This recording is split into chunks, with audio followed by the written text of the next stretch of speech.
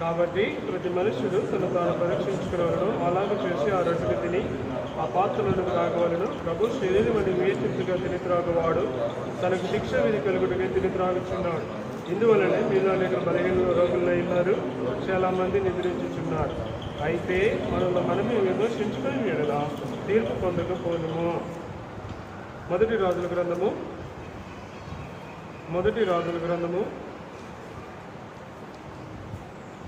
18వ అధ్యాయము 8 నుండి 12వ వచనం వరకు కూడా మనం అందరం కలిసి బిగ్గరగా చదువుకుంటాం. 5 వచనాలు 8 నుండి 12వ వచనం వరకు మనం అందరం కలిసి బిగ్గరగా చదువుకుంటాం. అంతటా యెహోవా వాక్కు అతనికి ప్రత్యక్షమై, మొదటి రాజుల గ్రంథం 18వ అధ్యాయం 8 నుండి 12 వచనాలు మనం అందరం కలిసి చదువుకుంటాం. అంతటా యెహోవా వాక్కు అతనికి ప్రత్యక్షమై ఇలాగ సెలవిచ్చెను, నీవు సీదోను పట్టణ సంబంధమైన సారెపతాను ఊరికి పోయి అచ్చట ఉండము. నేను నిన్ను పోషించుటకు అచ్చటనున్న ఒక విధవరాలికి నేను సెలవిచ్చుతుని. మొదటి రాజుల గ్రంథము 18వ అధ్యాయం 17 పైన 18 అంటే 18 అనుకోండి. 17వ అధ్యాయం పైన వచ్చిన 17:8 నుండి 12 వరకు 10 వచనం. అందుకు అతడు లేచి సారేపతనుకు పోయి పట్టణపు గవని ఎదుగు రాగా ఒక విధవరాలు అచ్చట కట్టెలు ఏరుచుండడు చూచి ఆమెను పిలిచి, త్రాగుడికి పాత్రలో కొంచెం నీళ్లు నాకు తీసుకుని రమ్మని వేడుకొనెను. ఆమె నీళ్లు తేమవచ్చుండగా అతడు ఆమెను మరలా పిలిచి, నాకు ఒక రొట్టె ముక్కను నీ చేతులను తీసుకుని రమ్మని చెప్పెను. అందుకు ఆమె, నీ దేవుడైన యెహోవా జీవముతోడు తొట్టెలో పట్టెడు పిండియు బుడ్డిలో కొంచెం నూనెయు నా యొద్ద నున్నవే గాని అప్పం ఒకటైనను లేదు. మేము చావక ముందు నేను ఇంటికి పోయి వాటిని నాకును నా బిడ్డకును సిద్ధం చేసుకునేవాళ్ళని కొన్ని పుల్లలు ఏరుటకై వచ్చుచున్నాను. ప్రార్థన చేసుకున్నాను. ప్రేమాసులు మిగులుతుంది. కృపాసత్య సంపూర్ణమైన మరియు మరొకసారి బంగారు పాలు మీదట సాగులు పడడానికి ఇచ్చిన కృపకైనా కొందరా నీ బలలు చేయకములకు నీ పరిశుద్ధ లేఖన భాగాలతో ప్రభు కూడా వచ్చి నాతో మాతో మీరు మాట్లాడండి. దేవాతని సహాయం విశ్వకుల దాసుని ఎన్నికలైన వాడిని పాపలు మొదటి వాడిని కడపటి వాడిని తెచ్చుకుని నన్ను కూడా జ్ఞాపకం చేసుకుని సెలవు చెట్లు మరుగుపరిచి నీ నోట పూరగా వాడుకొని కానీ నీవే మహిమ పొందుకుంటామని అడుగు వాటాన్ని కెట్టును ఊహించు వాటాన్ని కెట్టును మీరు అత్యధికంగా చేయగల దేవుడని నమ్మి మీ పాదాలు పట్టుకుంటూ మారక్షకుడును విభీకమైన యేసుక్రీస్తు నామం పేరిట ప్రార్థించడికి విడుచున్నాం తండ్రి. ఆమేన్.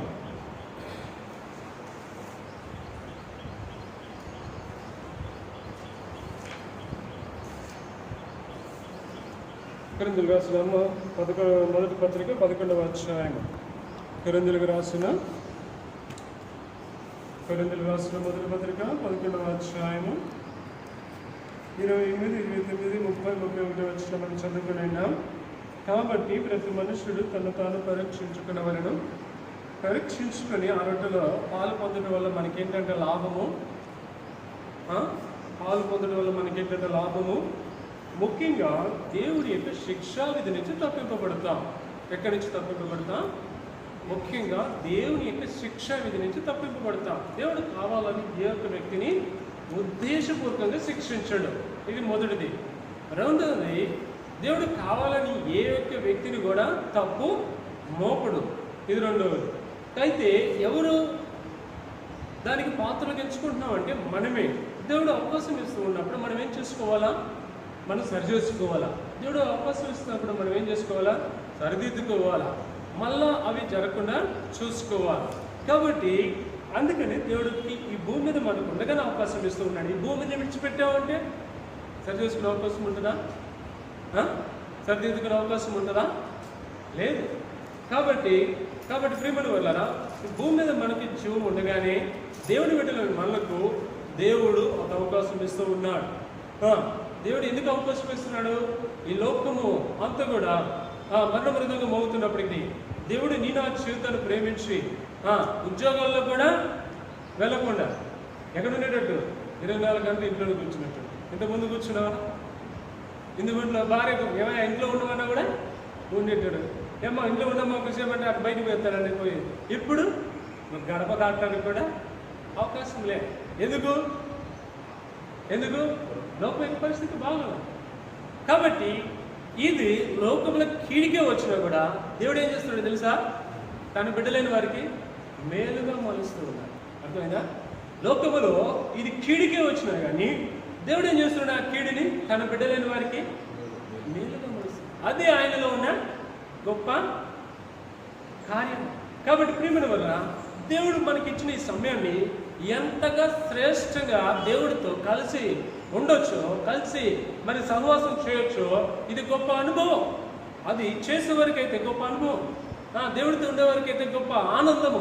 వారి హృదయం ఎంతగా దేవుడి ఎందుకు సంతోషిస్తూ ఉంటుందంటే, ఎంతగా వారి హృదయం దేవుడి ఎందుకు ఆనందిస్తుందంటే చెప్పలేము. ఎందుకు? వారు ఇంతకు ముందు జీవించిన దానికంటే ఇప్పుడు మరీ ఎక్కువగా దేవుడితో ఏం చేయబోతున్నారు? మమేకమవుతున్నారు ప్రార్థన ద్వారా, వాక్యధానం ద్వారా.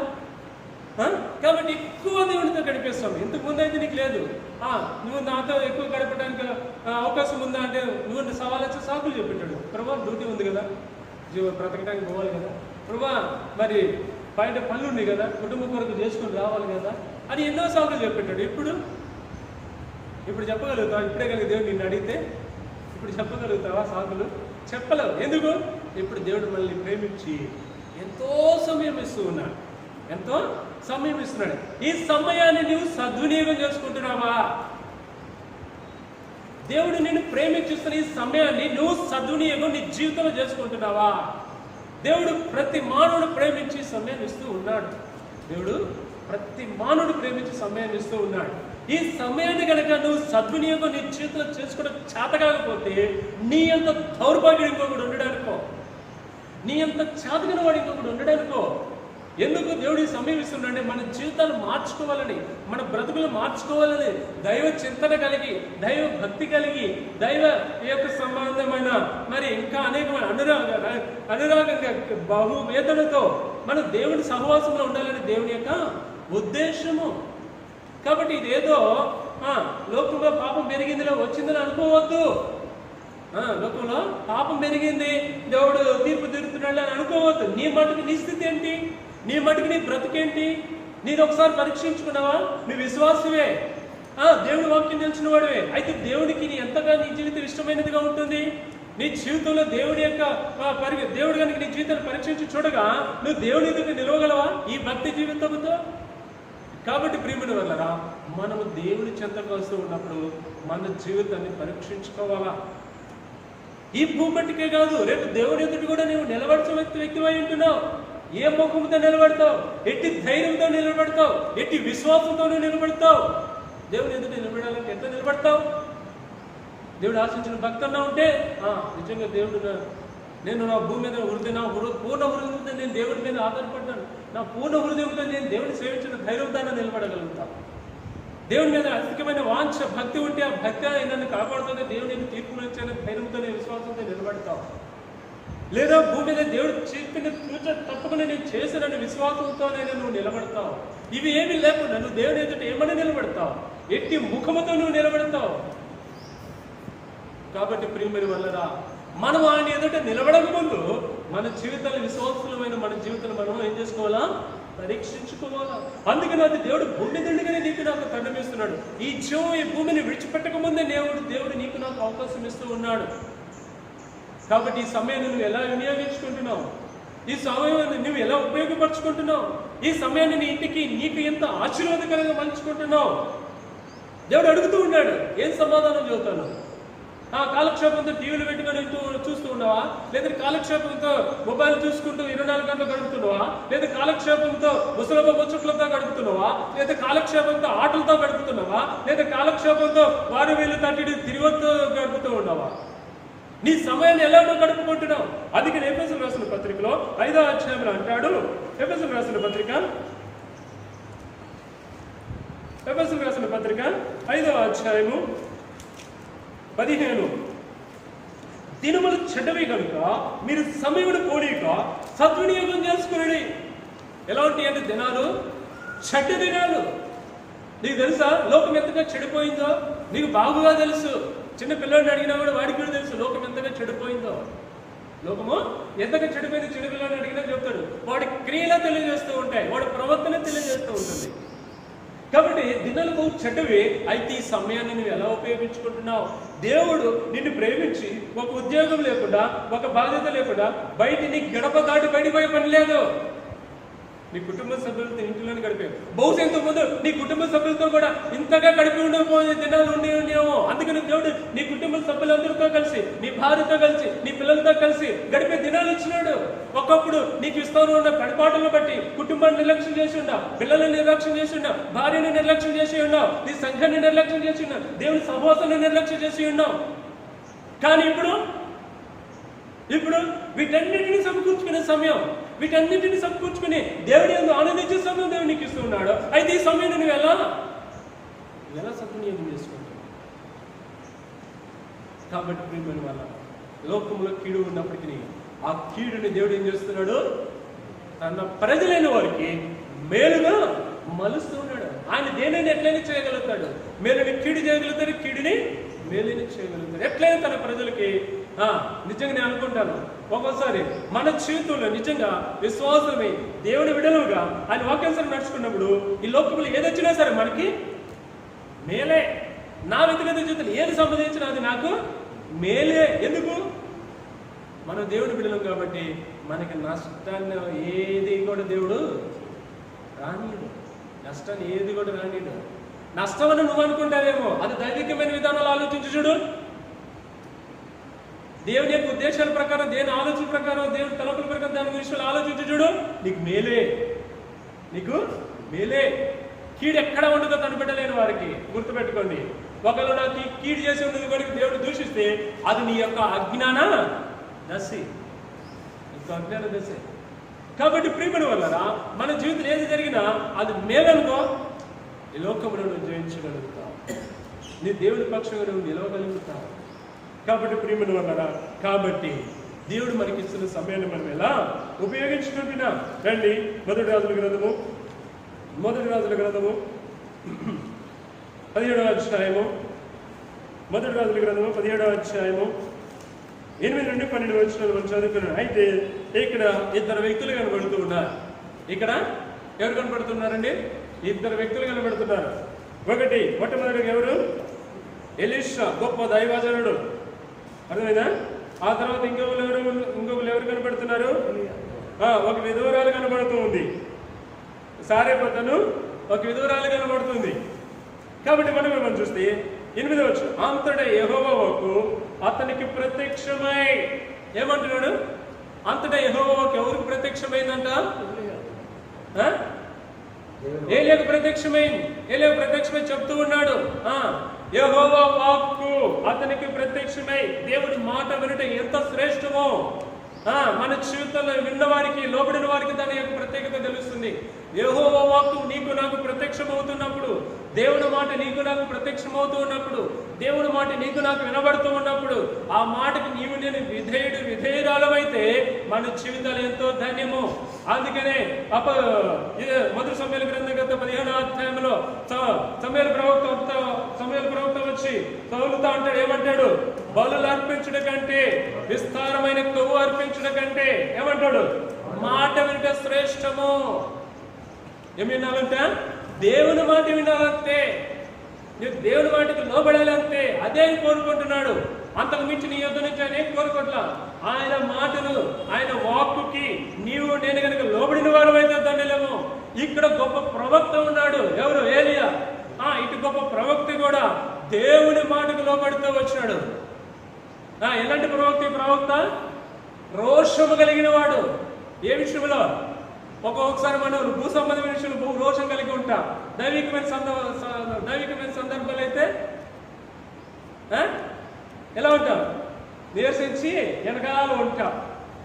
కాబట్టి యెజబెలు దేవుని పక్షంగా, దేవుని ఇశ్రాయేలు ప్రజలందరినీ కూడా దేవుని సన్నిధి నుంచి తప్పిపోయేటట్లు చేసి ఈ లోక సంబంధమైన వ్యర్థమైన వాటికి బానిసలుగా చేసినప్పటికి కూడా, వాటిలో వారి స్థితిలో జీవిస్తున్నప్పుడు కూడా ఏలియా ఒక్కడే దేవుడి పక్షంగా రోషం కలిగిన వాడిగా బ్రతుకుతూ వచ్చినాడు. కాబట్టి ఇప్పుడు ఈ రోషం కలిగిన దైవికమైన భక్తి జీవితం ఈనాడు నీ జీవితంలో ఉందా? విశ్వాసి నీ జీవితంలో ఉందా? నువ్వు దేవుని పక్షంగా బ్రతికే జీవితం ఉందా?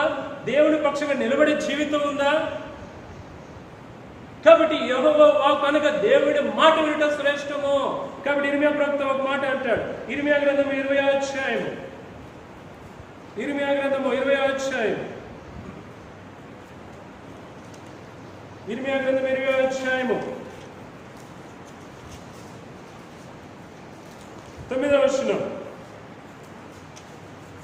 ఆయన పేరు నేనెత్తను, ఆయన నామమును బట్టి ప్రకటింపను అని నేను అనుకుంటున్నా.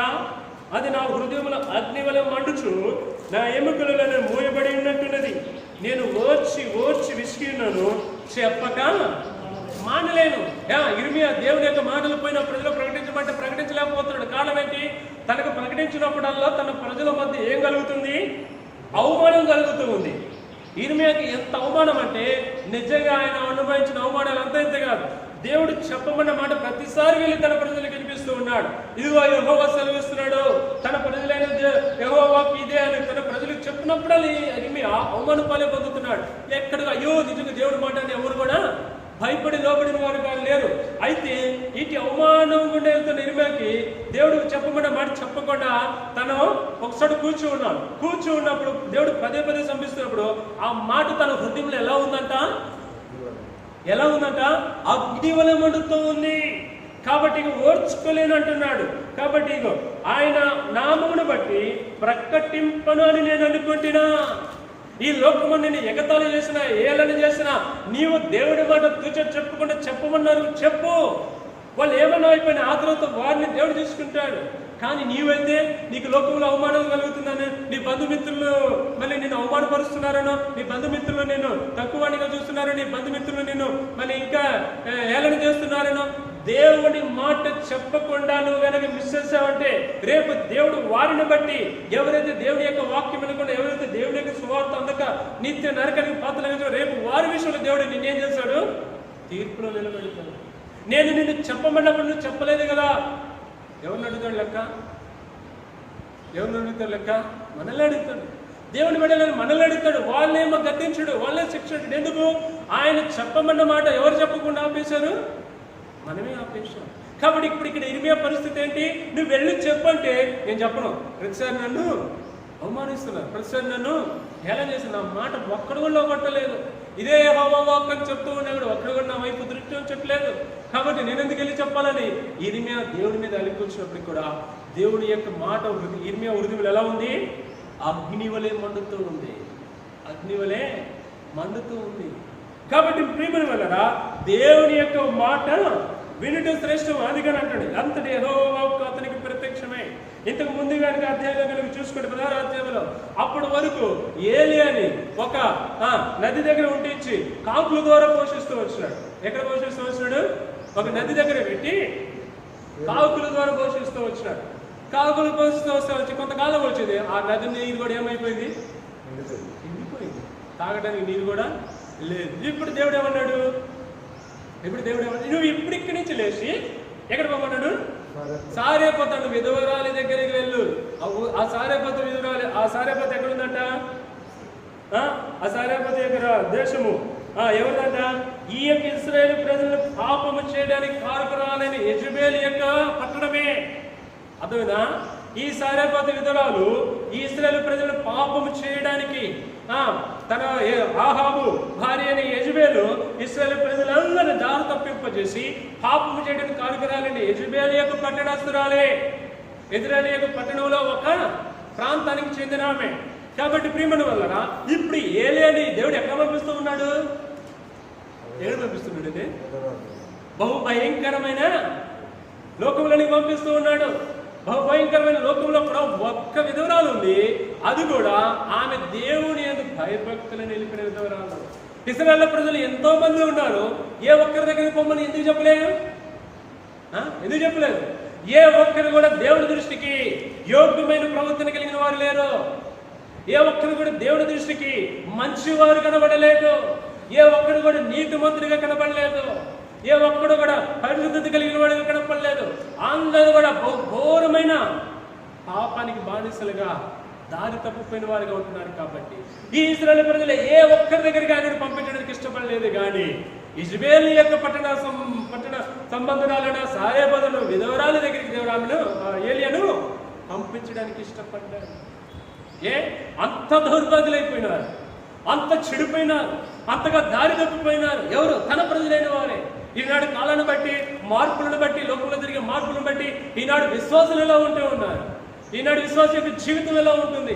ఇదే దౌర్భాగ్యమైన జీవితం, ఇదే దుష్ప్రవర్తమైన జీవితం. దేవుడు ప్రతి విశ్వాసం చూస్తుంటే పైకి భక్తి ఉంటుంది కానీ లోపల లేదు, ఆత్మీయ మంట లేదు, ఆత్మీయ నడిపింపలేదు. అంత శరీరానుసారమైపోయింది భక్తి, అంత శరీరానుసారమైన జీవితం అయిపోయింది. కాబట్టి ఈనాడు దేవుడు ఏం చేస్తూ ఉన్నాడు? నాకెందుకు వదిలేసినట్లుగానే ఉన్నాడు. ఈనాడు దేవుని యొక్క ఆత్మ విషయంలో పోరాటం చేసేవాళ్ళు ఎవరు? దేవుని ఆత్మ విషయంలో తీవ్రత కలిగేవారు ఎవరు? దేవుని ఆత్మీయ కార్య విషయంలో తీవ్రత కలిగిన వారుగా జీవించే వాళ్ళు ఎవరు ఉన్నారు? అందరూ కూడా భక్తి ఎలా అయిపోయిందంటే శరీరానుసారమైన జీవితం అయింది. శరీరానుసారమైన ఆత్మీయంగా ఆరంభించబడింది. ఎలా పడుతుంది? శరీరానుసారంగా ముగించబడ్డానికి దగ్గరకు వచ్చాం మనం. అర్థమైందా? ముగించబడ్డానికి దగ్గరకు వచ్చాం. అందుకనే సంఘం యొక్క చివరి దినాల్లో ఉన్నాం. ప్రకటన గ్రంథానికి 7 సంఘాలకు 7 సంఘ దూతలకు రాయమని శుభమని చెప్పి రాయమన్నదని దేవుడు తెలియజేస్తున్న సంఘం యొక్క నమూనాలో ఎక్కడ ఉన్నాం? చివరి నమూనాలో ఉన్నాం. కాబట్టి ప్రేమ అనేకుల ప్రేమ చల్లారిపోతుంది, అనేకుల యొక్క ఆత్మీయ జీవి వెనుకంజ వేయబడుతుంది, అనేకుల యొక్క భక్తి జీవితము అనగారిపోతూ ఉంది. కాబట్టి ప్రేమను వెళ్ళరా, ఇశ్రాయేలు యొక్క పరిస్థితి కూడా అదే దౌర్భాగ్యం. దేవుని యొక్క ధర్మశాస్త్రాన్ని విసర్జించారు, దేవుని యొక్క సన్నిధిని విసర్జించారు, దేవుని యొక్క నియమ కాలములను విసర్జించారు. అసలు దేవుడు అంటేనే, యెహోవా దేవుడు అంటేనే మరిచిన జనులుగా ఉంటుంది. కాబట్టి నువ్వు వీళ్ళెవ్వరి దగ్గర ఉండడానికి యోగ్యుడు కావు. ఈ ప్రజలు ఒక్కడైనా నా దృష్టికి యోగ్యమైన వాడుగా లేడు. కాబట్టి నువ్వు ఇక్కడ నా ప్రజలైన ఇశ్రాయేలు ఎవరి దగ్గర ఉండడానికి వీల్లేదు. నువ్వు పో, ఎక్కడ పో? సారీపుత్ర విధురాల దగ్గరికి. ఇక్కడ గమనించవలసిన ఒక మాట ఏంటంటే, రండి 12వ అధ్యాయంలో మధ్య భాగంలో అక్కడ అంటుంది ఒక మాట. అందుకని నీ దేవుడని యెహోవా చెబుతుడు. ఏమంటున్నామే? మాటను గమనించండి 12వ వచనంలో. అందుకని నీ దేవుడని యెహోవా దేవుడని ఆమెకి ఎవరు చెప్పినారు? ఏమండి, యెహోవా దేవుడని ఎవరు చెప్పినారు ఆమెకి? అప్పటి వరకు ఏలియా గొప్ప దైవజుడనని ఆయన యెహోవా ప్రవక్తను తాను కూడా ప్రత్యక్షపరచుకోలేదే. అక్కడ జరిగిన సంభాషణ 1వ వచనం నుంచి కూడా చూసుకున్నా కూడా 8వ వచనంలోనే దేవుడు అత్యంత మాట్లాడడం ఆరంభించాడు. నువ్వు లేచి ఇక్కడి నుంచి సారిపోతున్న విధవరాలి ఇంటికి వెళ్ళు. ఆయన అక్కడికి ఆల్రెడీ తన బిడ్డ కొరకు తన కొరకు అప్పులు చేసుకోవడానికి పొలాల కోసం ఏరుకుంటా వచ్చిన కానీ ఏలియాకి తారసపడింది. ఆమె ఏలియాకి తారసపడింది. ఏలియాకి తారసపడినప్పుడు అప్పటికి ఏలియా పాపం నడిచి దప్పికతో ఉన్నాడు. కాబట్టి మొదట బుడ్డిన కొద్దిగా నీళ్ళు నాకు తీసుకురా అన్నాడు. మళ్ళీ ఆ తర్వాత నువ్వు పుల్లలు ఏరుకొని పోయి నాకు మొదట ఒక అప్పం తీసుకుని రా అన్నాడు. ఇంతలోకి ఆమె ఏమంది? అందుకని యెహోవా చూపుతుడు, ఆయన దేవుడని, ఆయన చూపుగల జీవాధిపతి అని ఆయనకి ఎవరు చెప్పినారు? ఎవరు చెప్పినారు? ఆమె దేవుని ఎరుగుతూ వచ్చింది. ఆమె దేవుని ఎరుగుతూ వచ్చింది. దేవుడు తన ప్రజల పట్ల చేయబడిన కార్యాలను చూసి ఎరిగి తన హృదయమందు దేవుడిని ధ్యానించుకుంటూనే ఉంది. కాబట్టి తన ప్రవక్త అయినప్పుడు తన దగ్గరకు వచ్చినప్పుడు తన ప్రవక్త దాసులు ఏ రీతికి సంబోధించాలి? ఆ రీతికి యెహోవా జీవముతోడు నీ దాసురాలైన నా ఇంట్లో పట్టెడు పిండే ఉంది. కాబట్టి ఎంతో పాపభూయిష్టమైన పట్టణములో, యెజబెలు యొక్క నివాస పట్టణములో, ఎంతో భయంకరమైన పాపుల ప్రజల మధ్యలో ఆమె ఒక్కతే దేవునికి కనపడింది. పాపం ఆమె ఒక్కతే దేవునికి కనపడింది. కాబట్టి నువ్వు ఆమె దగ్గర ఉండటకు యోగ్యుడు. పో, సారిపోతున్న విధురాల దగ్గరికి పోయి నేను నీకు చెప్పినంత వరకు అక్కడ ఉండు. కాబట్టి ప్రియమైన వారలారా, దేవుని యొక్క వాక్యం వినడం మనకి ఎంతో ఆశీర్వాదము. కాబట్టి యెహోవా అతనికి ప్రత్యక్షమైనప్పుడు కీర్తన 81 13వ వచనం. కీర్తన 81 13వ వచనం.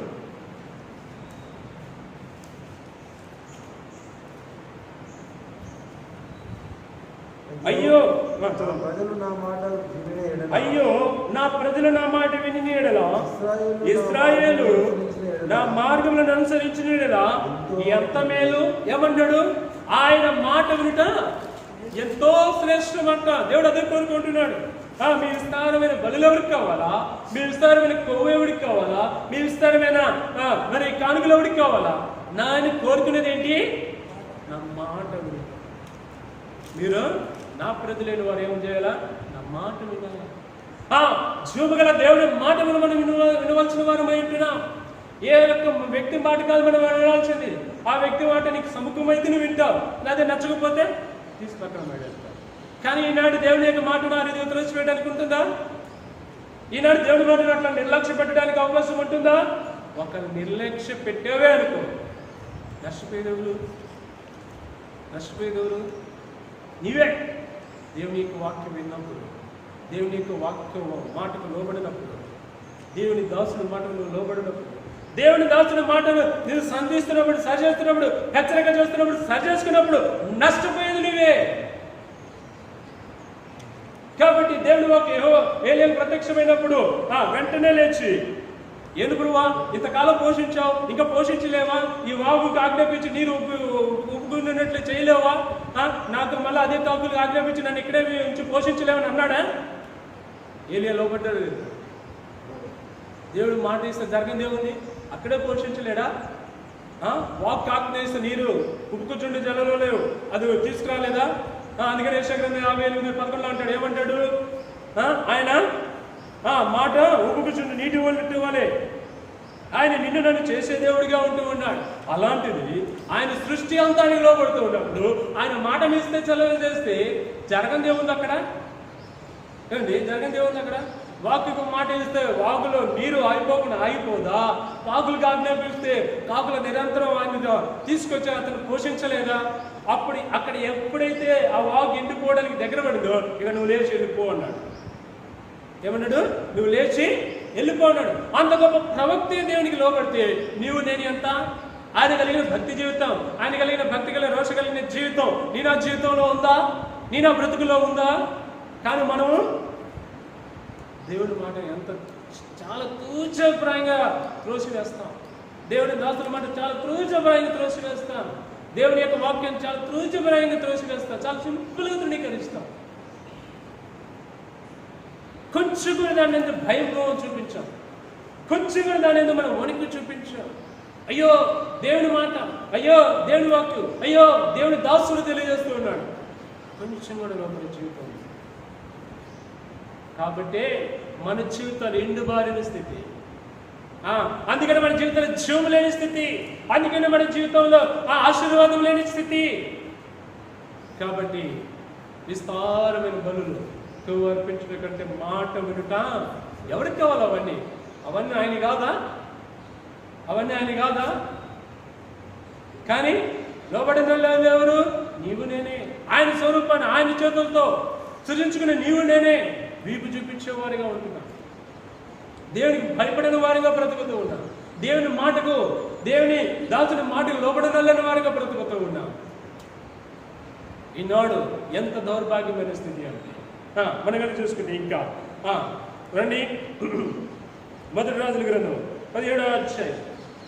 అంతటి యెహోవా అతనికి ప్రత్యక్షమై ఇలాగ సెలవిచ్చును, నీవు సీదోను పట్టణ సంబంధమైన సారేపతను ఊరికి పోయి అచ్చట ఉండము. ఎన్ని దినాలో చెప్పాడు? అదేనా? చెప్పలే. నేను చెప్పినంత వరకు ఉండు. ఎంత విధేయత ఈనాడుందా? ప్రియమైన విశ్వాసి, ప్రియమైన దేవుని బిడ్డ, ఈనాడు ఇంత విధేయత నీకుందా? నేను చెప్పేంత వరకు అబ్రహాము అంటే లేచి వెళ్ళు పోయినాడు. ఎక్కడికో తెలియదు, అబ్రహాము అంటే లేచి వెళ్ళు అంతే. నువ్వు లేవడుతున్నావా? దేవుడు నిన్ను వెళ్ళమని చోటుకు వెళ్తున్నావా? దేవుడు నిన్ను చేయమంది చేస్తున్నావా? దేవుని మాటకు లోబడుతున్నావా? దేవుడి దాసుడు చెప్తున్నట్లు చేస్తున్నావా? ఈనాడు సంఘములో లోబడని స్థితి. కాబట్టి ఎంతో క్లిష్టమైన పరిస్థితి, ఎంతో కరువు కాలం. కారణం ఏంటంటే ఇశ్రాయేలు యొక్క పాపము మంచైనను వర్షమైనను ఏమడదంట 3.5 సంవత్సరాలు. ఈ కాలంలో మంచైనను వర్షమైనను పడదని ఏలియా చెప్తూ వచ్చినాడు. కారణం ఏంటి? మరి పాపము ఆ రీతిగా ఆకాశాన్ని ఏం చేసింది? రాయి వలె మార్చింది. వారి అవిధేయత, వారి తిరిగిబాటు ఆకాశాన్ని దేవుడు ఏం చేశాడు? రాయి వలె మార్చాడు. మంచు కూడా పడదంట. మంచాన్ని పడితే వర్షాలు పడతాయి. వర్షాలు పడ్డప్పుడన్నా అప్పుడప్పుడన్నా మంచు పడదు. కానీ వర్షాలు పడ్డప్పుడు మంచు కాలాన్ని బట్టి కొద్దిగానే పడతా ఉంది. కానీ అక్కడ మంచు అయినా పడదు. మంచు పడ్డ ఒక విధంగా, నీటి తేమ భూమి మీదకి వచ్చినట్టే, అర్థమైందా? మంచు పడ్డ నీటి తేమ భూమి మీదకి వచ్చినట్టే, భూమి మీద తాకినట్టే, భూమి మీద ఉండే మొక్కలన్నింటినీ తడిపి సస్యశ్యామలం చేసినట్టే. కాబట్టి ప్రియమైన మంచైన పడుతుంది. ఎంత కరువు పరిస్థితి! ఇశ్రాయేలు ప్రజలందరూ కూడా ఆకలి కోసం అలమటించిపోతూ ఉన్నారు. తిండి లేక ఈ ప్రజలు నేను ఎలా పోషించాలని ఆహాబు ఒకటే కంగారు పడుతూ ఉన్నాడు. ఇంటి కరువుకాలం వస్తే ఈ ప్రజలందరూ నా మీదకి వచ్చి నన్ను చంపివేస్తారని పక్క ఆహాబు భయము. కానీ ఎవరు ఆ రీతిగా ఆ రీతి కాను ఎవరు? అందుకనే అంటే నీవు నీ ఇంటి వారే కదా. ఎంత క్షుణ్ణంగా ఎంత ఖచ్చితంగా దేవుడు చూపిస్తాడు. నీవు నీ ఇంటి వారే. ఈ యొక్క పాపానికి కారణం, ఈ వర్షలేమి కారణము, ఈ సస్యశ్యామలం లేకుండా పోవడానికి కారణము నీవు నీ ఇంటి వారే. ఎందుకో ఇశ్రాయేలు ప్రజలు బహుగా పాపం వైపు మళ్ళించారు. కాబట్టి ప్రియమైన వాళ్ళ మనం ఏ రీతిగా ఉంటాం? మన దైవికమైన జీవితం అనేకులకి ఆశీర్వాదకరంగా ఉంటుందా, లేదా మన అవిధేయత తిరిగిబట్టి అనేకులకి శాపంగా మలచబడుతూ ఉందా? నువ్వు ఆశీర్వాదకరమైన వ్యక్తివే, కానీ నీ ఆశీర్వాదం నువ్వు నిలిచి ఉండి అనేకులకు ఆశీర్వాదాన్ని అందిస్తున్నావా, శాపాన్ని అందిస్తున్నావా? ప్రియమైన విశ్వాసం, నీ స్థానం ఎట్లా ఉంది? నువ్వు ఒకసారి పరీక్షించుకుంటున్నావా? నీ స్థానం ఏంటి నువ్వు ఒకసారి పరీక్షించుకున్నావా? నువ్వు ఎంత గొప్పవాడు నీ స్థితిని నువ్వు ఎరుగుతూ ఉన్నావా? కాబట్టి ఏలియాకి చెప్పగలని వెంటనే ఆ స్థలం విడిచిపెట్టి సారేపతు ఎదురాలకి తీక్షణమైన ఎండలో కూడా లెక్క చేయక దేవుడు చెప్పిన మాటకు లోబడినట్లుగా నడుచుకుంటూ పోయినాడు. లోబడుట చాలా శ్రేష్టమైనది. అట్టి వారు లోబడేవారు దేవుడికి బహు ప్రియమైన వారు. దేవుడు వారిని బహుగా సంతోషించేవాడే ఉంటున్నాడు. దేవుడు వారిని బహుగా ఆనందించేవాడే ఉంటున్నాడు. మనం చూసుకుంటే ఇంకొద్దిగా ముందుకెళ్తే ఆ ఊరికి పోయి అచ్చటము నిన్ను పోషించుటకు అచ్చటను ఒక విధవరాలికి నేను సెలవిచ్చు తిని. చూసావా? దేవుడు కూడా ఎవరు నేర్పరచుకున్నాడు? చూసారా? ఎవరు నేర్పరచుకున్నాడు? డబ్బులో నేర్చుకోవాలా, ధనధాన్యాలలో నేర్చుకోవాలా, ఇంకా గొప్పవాడు నేర్చుకోవాలి, పేరు ప్రఖ్యాతులు కలిగి నేర్చుకోవాలి. ఎవరు నేర్చుకున్నాడు? దేవుడు. తృణీకరింపబడిన భర్త లేకుండా ఎంతో ఇబ్బందుల్లో కష్టాలు ఎరుకులో ఉన్న ఒక పేద విధవరాలిని దేవుడు ఎంచుకున్నాడు. ఎందుకు? గొప్పవారిని సైతం సిగ్గుపరచుటకు, లోకంలో గనులైన వారిని వెర్రివారిగా చేయటకు, లోకంలో ఉన్న వారిని దేవుడు ఎవరిని ఎంచుకున్నారంట? లోకంలో బలహీనులైన వారిని. రండి, మొదటి కొరింథీయులకు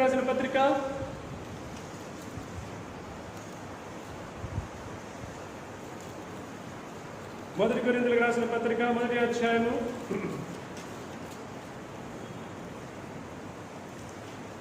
26వ వచనం,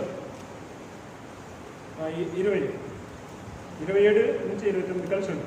ఏ శరీరయు దేవుని ఎదుట అతిశయింపుకున్నట్లు జ్ఞానులను సిగ్గుపరచుటకు లోకములో నుండి వెర్రి వారిని ఎవరు నేర్పరచుకున్నారంటే లోకంలో దేవుడు ఎవరినండి? జ్ఞానులు, గొప్ప గొప్ప వారిని, శాస్త్రజ్ఞులను, మేధావులను, రాజ్యాంగ పండితులను, అధికార పండితులను దేవుడు ఏర్పరచుకోలేదంటే ఎవరినంట? త్రోసివేయబడిన, ఎన్నిక లేకుండా హేళన చేయబడిన వెర్రివారిని కదా మనం హేళన చేసేది. ఇది పెచ్చోడు ఇంకేం తెలియదు అని, లేదు ఇది సరిగ్గా జ్ఞానం లేదు, ఏం చేయడం చాదలేదని అనేక సార్లు నువ్వేమో తృణీకరింపబడుతున్నావేమో.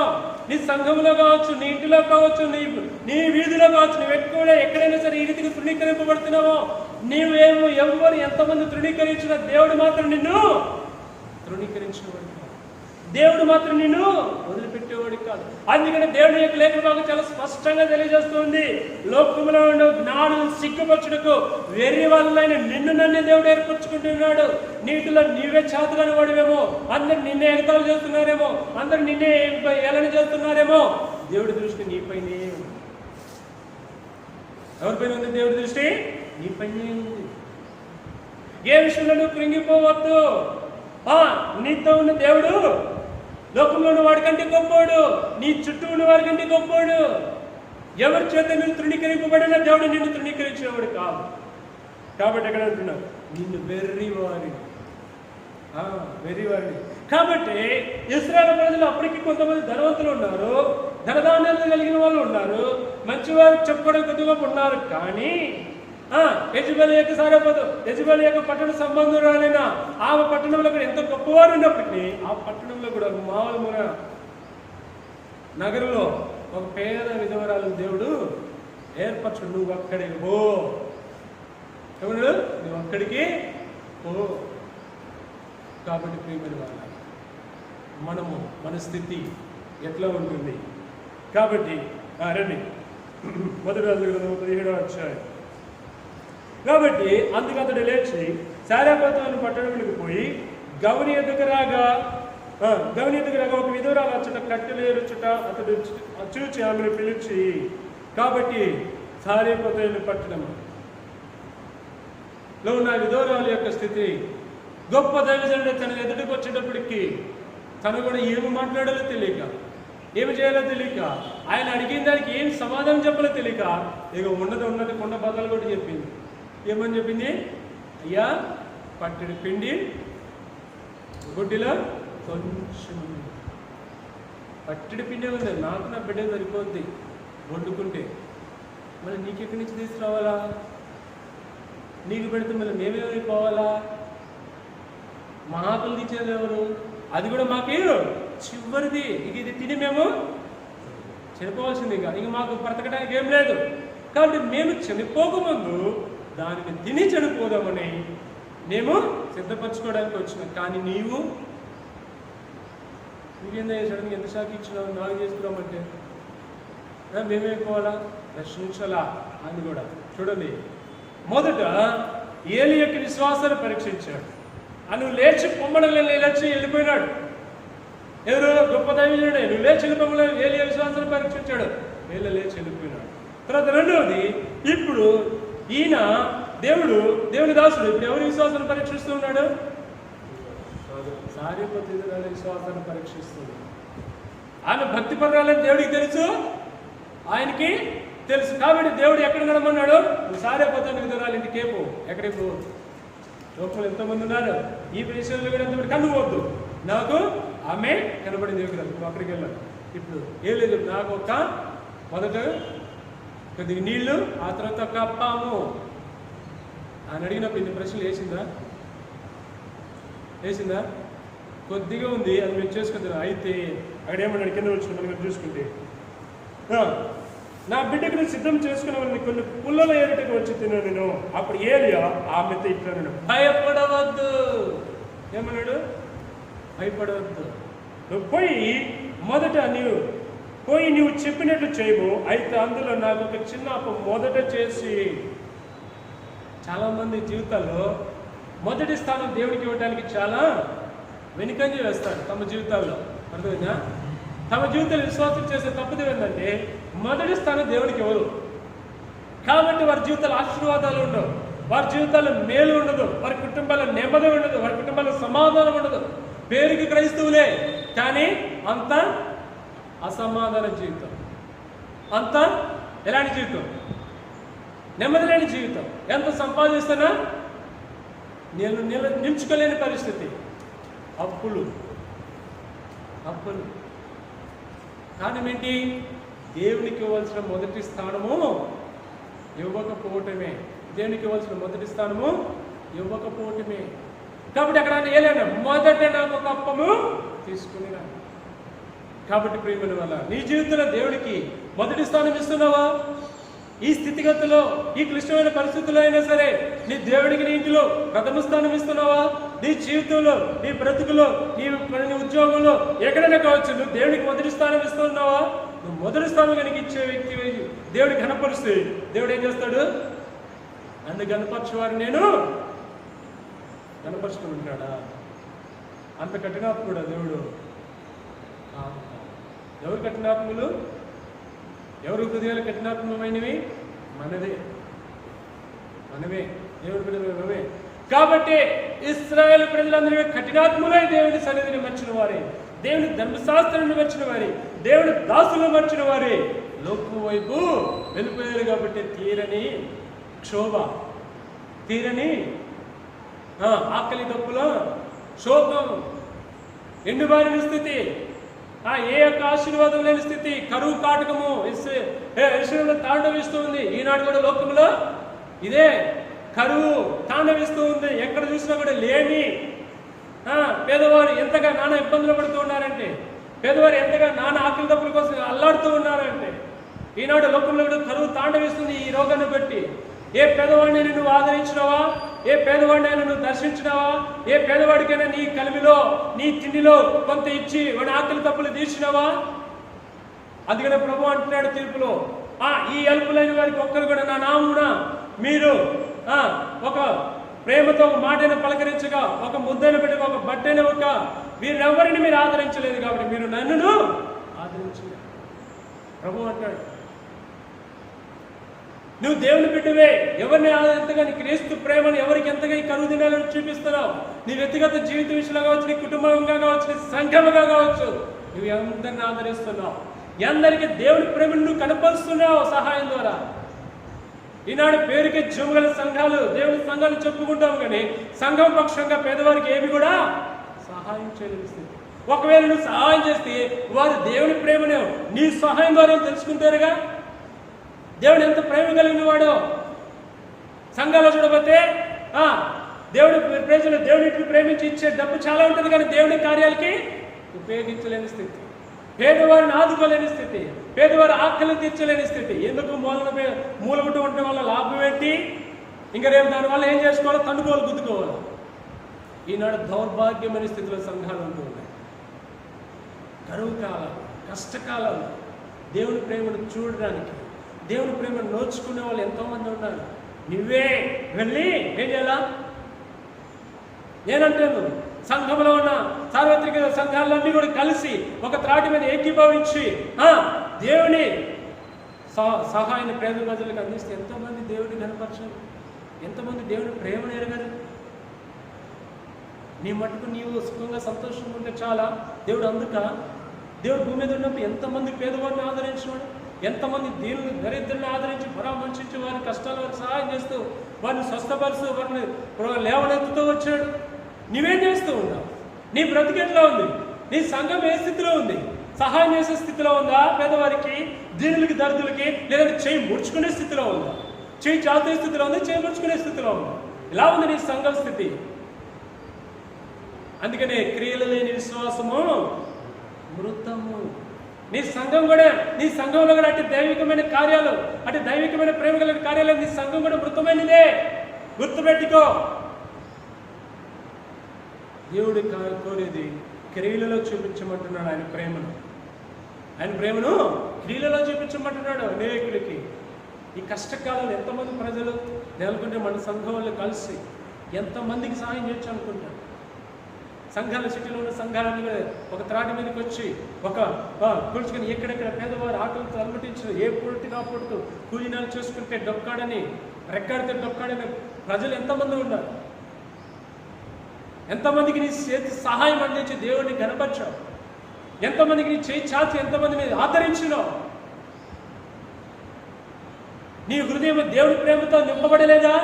నీ హృదయం దేవుడి జాలితో నింపబడలేదా? నీ బ్రతుకు దేవుడి జీవితంతో నింపబడలేదా? కాబట్టి ప్రియమైన వాళ్ళ, మన బ్రతుకు ఎట్లా ఉంటుంది? మన జీవితం ఎలా ఉంటుంది? లాక్డౌన్ ఉండగలని నీ ఇంటి తలుపులు వేసుకొని నీ ఇంటిలోనే కూర్చొని దేవునికి ప్రార్థన చేస్తే లాభం లేదు. దేవుడు వెళ్ళమని చోటికి వెళ్ళు, దేవుడు చేయమని కార్యాలు చేయి. దేవుడు ఎంతగా సంతోషిస్తాడు, దేవుడు ఎంతగా ఆనందిస్తాడు. కాబట్టి ప్రియమైన వాళ్ళ, ఈ సారపతి విధురాలు తన స్థితిని బట్టి చింతపడలేదు, కానీ సరే అని చెప్పావు కానీ పోయింది. ఎప్పుడైతే దేవుని దాసుడు చెప్పాడో నువ్వేమీ భయపడదు. ఈ లోకంలో ఎంతగా ప్రియమైన విశ్వాసి, నువ్వు ఏ స్థితిలో ఉన్నావు, నీ బ్రతికేలా ఉన్నావు? అయ్యో నా పరిస్థితి అధ్వానంగా ఉంది, నన్ను ఆదరించేవారు లేరు, ఈ కష్టంలో నన్ను ప్రేమించేవారు లేరు, నాకు సహాయం చేసేవారు లేరు, నన్ను ప్రోత్సాహపరిచేవారు లేరు, నన్ను ధైర్యపరిచేవారు లేరు అని నువ్వు బాధపడుతున్నావేమో. దేవుడు చెబుతున్నాడు భయపడవు. మనుషుడు నీతో ఎంతకాలం ఉంటాడు, లేదంటే మనుషుడు సాయం ఎంతకాలం చేస్తాడు? నువ్వు దేవుడి మీద ఆధారపడినప్పుడు దేవుడే నీతో ఉన్నాడు. కాబట్టి దేవుడు నువ్వు భయపడవు. ఈ లోకంలో ఎంత క్లిష్టమైన గడ్డకాలం వచ్చినా సరే నువ్వు భయపడద్దు. ఏలియాను భయపడ్డా? తన దాసుడు భయపడ్డా? భయపడలేదు. దేవుడు ఎంత అద్భుతంగా పోషిస్తూ వచ్చినాడు తన దాసుని, తన ప్రజలను కూడా దేవుడు అంతే అద్భుతంగా పోషిస్తూ వస్తాడు. ఏ విషయంలో కూడా మనము భయపడాల్సిన అవసరం లేదు. కాబట్టి ప్రియమైన విశ్వాసి, ప్రియమైన దైవజనుడా, నువ్వు ఏ రీతిగా బాధపడుతున్నావో, ఏ రీతిగా భయపడుతున్నావో ఈ గడ్డ కాలం, ఈ కరువు కాలాన్ని బట్టి నువ్వే విషయంలో భయపడవద్దు. నిన్ను పిలిచినవాడు నమ్మదగినవాడు, ఆయన నమ్మదగినవాడు. కాబట్టి ఆయన నీ చెయ్యి విడిచేవాడు కాదు, నీ చెయ్యి ఎడబాచేవాడు కాదు. నిన్ను విడవను, నిన్ను ఏ మాత్రం ఎడబాయను. ఎడబాసేదెవరు? మనమే. కానీ ఆయనైతే ఎడబాసేవాడు కాదు. కాబట్టి ప్రియమైన సహోదరుడు, కాబట్టి అప్పుడు అంటున్నాడు ఆయన, అప్పుడు ఆమె తిట్లేదు, నీవు భయపడవద్దు, పోయి నువ్వు చెప్పినట్లు చేయము. అయితే అందులో నాకు ఒక చిన్న అప్పం తీసుకున్నాము, మొదట నా ఎదురు తీసుకురామని, తర్వాత నీకు నీ బిడ్డకు అప్పములు చేసుకున్నాము. భూమి మీద యెహోవా వర్షం కురిపించే వరకు. ఏం చెబుతున్నాడు? భూమి మీద 14 వచ్చింది, భూమి మీద యెహోవా వర్షం కురిపించే వరకు ఆ తొట్టిలో ఉన్న పిండి తక్కువ కాదు, బుడ్డలోని నూనె అయిపోదని ఇశ్రాయేలు దేవుడని యెహోవా సెలవిస్తుంది. నీకున్న కొంచెం దాంట్లో నువ్వు సహాయం చేసినావు, దేవుడు దానికి బహుగా ఆశీర్వదించేవాడే ఉంటాడు. దేవుడు బహుగా దానిని విస్తరింపజేసేవాడే ఉంటాడు. కాబట్టి ప్రియమైన విశ్వాసం నీ బ్రతికిలా ఉంది. వెంటనే ఆ సరపతి విధురాలు మారు మాట మాట్లాడిన వెంటనే వెళ్ళి అప్పం చేసుకొచ్చి దైవజనుడు దానికి ఇచ్చి 3.5 సంవత్సరంలో ఆ పిండి, ఆ తొక్కిన పిండి అయిపోలేదంట, ఆ నూనె తక్కువ కాదు. ఎంత అద్భుతం! దేవుని ఆశీర్వాదం ఉంటే ఎంతగా పోషింపబడతా ఉంటే, నిజంగా తాను అనుకుంది, నాకు ఇది చివరి భోజనం అనుకుంది. తన బిడ్డకి నాకు ఇది చివరి భోజనం, కరువు తాండవిస్తుంది, లోకంలో కరువు తాండవిస్తుంది, నాకు ఇంక ఇది చివరి భోజనం, నాకు నా కుమారుడికి అనుకుంది. కానీ దేవుడి భక్తి ఆమెను కాపాడుతూ ఆమెను పోషింపజేస్తూ వచ్చింది. 3.5 సంవత్సరాలు ఏకధాటిగా తొట్టిలో పిండి అయిపోలేదు, బుడ్డిలో నూనె అయిపోలేదు. ఇటు ఆశీర్వాదము ఎంత గొప్పది ప్రియమైన సోదరుడు.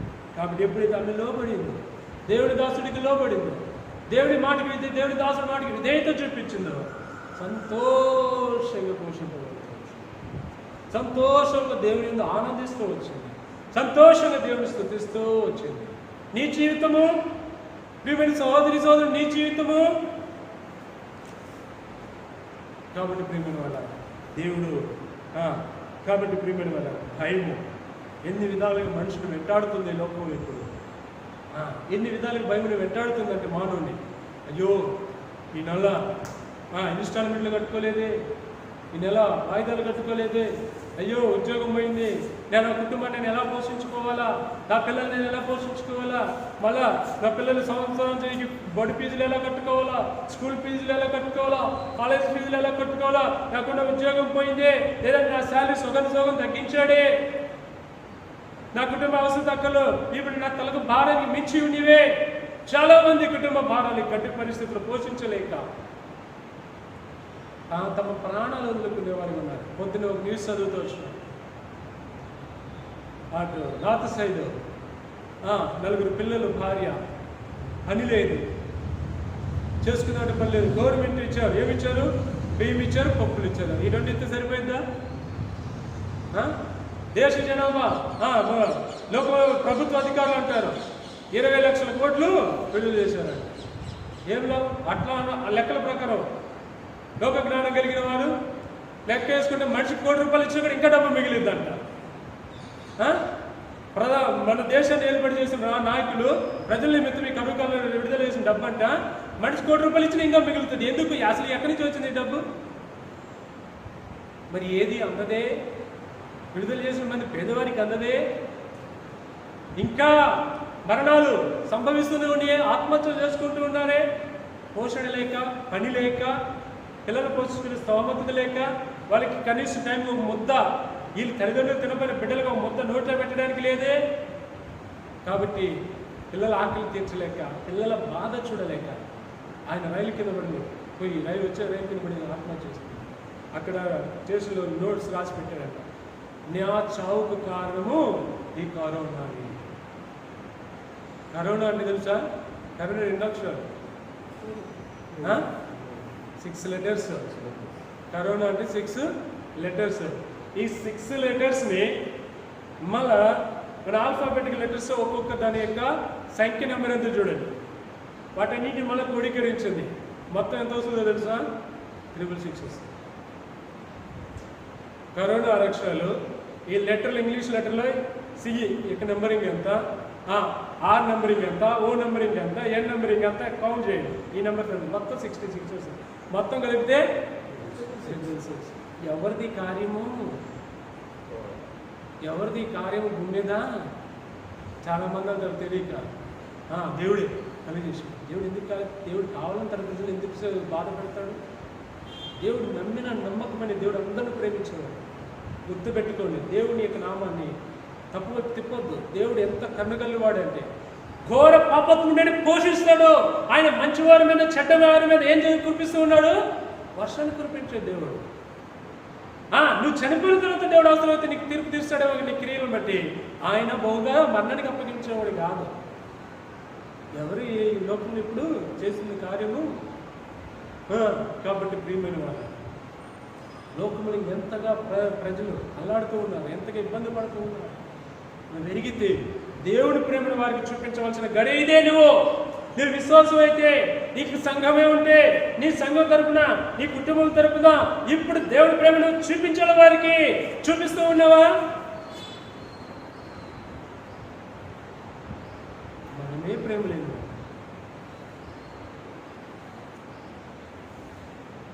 కాబట్టి మనం పరీక్షించుకుంటే దేవుని ఎదుట నిలబడగలుగుతామా? మనం పరీక్షించుకుంటే దేవుని ఎదుట నిలబడగలుగుతామా? దేవుడు మన క్రియలను పరీక్షిస్తే మనం ఆయన ఎదుట నిలబడగలుగుతామా? కాబట్టి మన దౌర్భాగ్యమైన స్థితిని చూసి సిగ్గుపడాలి. దేవుని జీవితం, దేవుని కోరుకున్న ఆత్మీయ జీవితం లేని మన బ్రతుకును బట్టి సిగ్గుపడాలి. దేవుడి కొద్ది మాటలు దేవుడు